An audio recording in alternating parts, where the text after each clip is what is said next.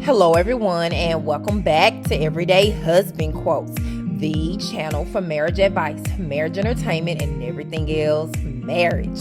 Hey, guys, and welcome back to the channel.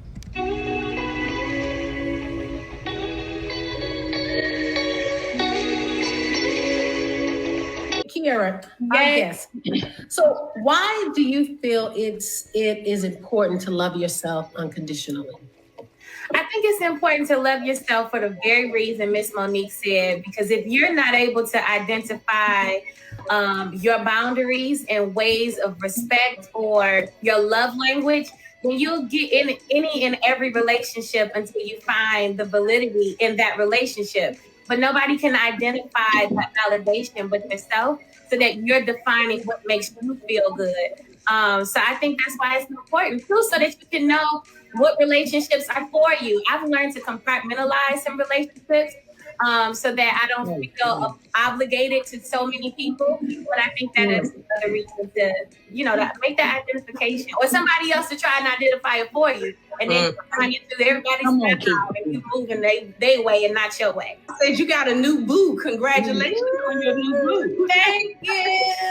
If you like it, they should have put a ring on it. I put my own rings on, baby. Let me ask you a question, Kiki. So, loving yourself unconditionally, is that what helped you identify the right person for you? Absolutely. Because I kept settling for a dysfunctional relationship, and I kept trying to make that work for me. And at some point, because it was taking too long, because marriage was taking too long, I was so busy loving and trying to believe in this next person and build them up. It was almost like build a bear, but build a man. And there's so I had to get out of that and find, and I'll even be very transparent with my weight loss. Once I started loving on myself and saying, hey, it's not for imagery, it's really for how well you're able to live out your purpose. Because if you're not in good health, then you can't live successfully to fulfill your purpose. And that within and of itself, that'll cause you to slip into depression or anxiety when you feel like, well, where is my place in the earth? And if you think it's only in a man, then that'll be a struggle. So I think it's so important to answer your question. It's important to love yourself first, so that you can see what things you need and what things you don't need. Because once upon a time, I thought that the dark, tall thing was like a must. I thought you had to be the thuggish, rugged bone. And it's like, well, you can have both sides, but I need somebody to love God more than I love myself. So I think I wasn't able to identify what's good. So, and if I can say, I began to love the things that culture said was good for you rather than what I needed. Man, that's good. That's good. What was culture telling you that was good for you? I got to be careful to not name T. Come on, do it. But I thought tell us. Don't be like Pastor Real Talk ain't gonna tell us nothing. Tell us something. She said rubbish. I was watching an interview the other day, and there are some of us, and this lady said it in the interview, I actually like the thrill of dysfunction.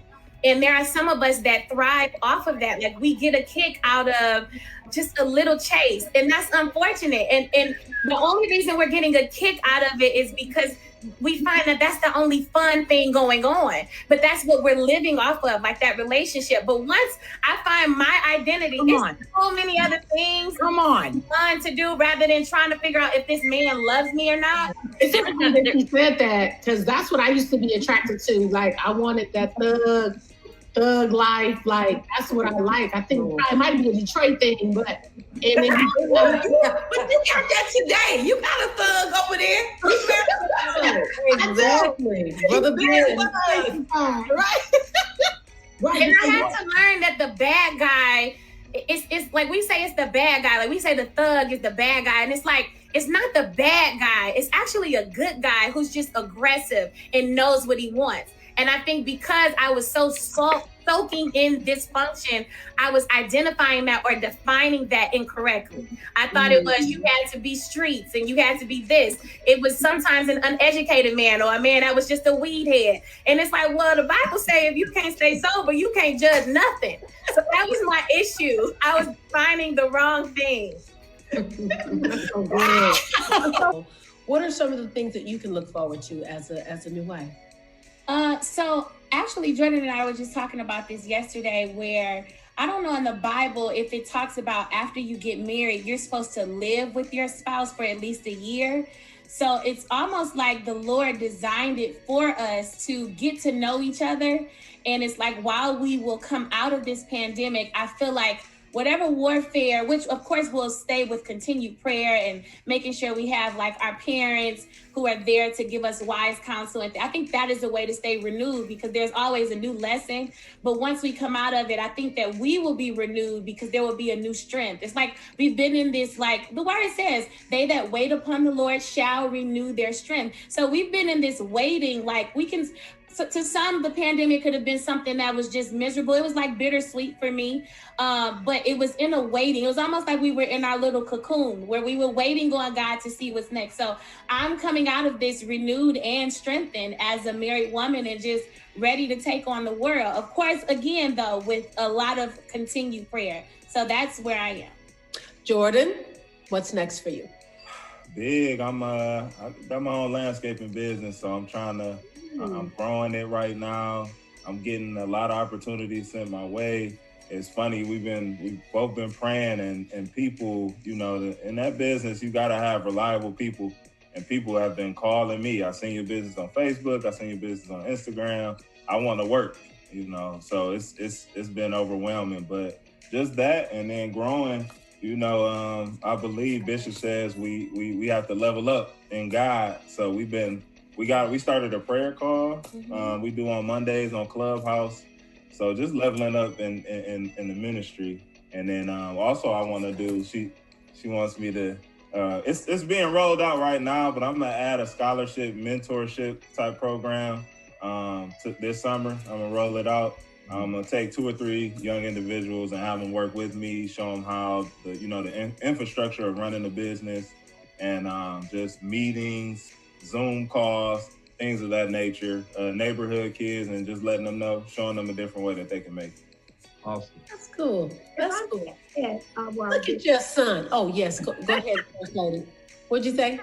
We're so proud of Mr. Kelly. If I might add, while he's on that, it's in this day and time, it's so good to see, exemplary Black men, such as my husband and Jordan, and of course, I can't leave out my son as well. But speaking of Jordan, I remember we had a conversation, and if I'm not mistaken, we were talking that you were teaching, you're a teacher as well, and you kind of do a little bit of mentorship there. And so that is, I didn't want to leave that out. I wanted to just add to that what's happening with him. So we're just so proud of him. Yeah, absolutely.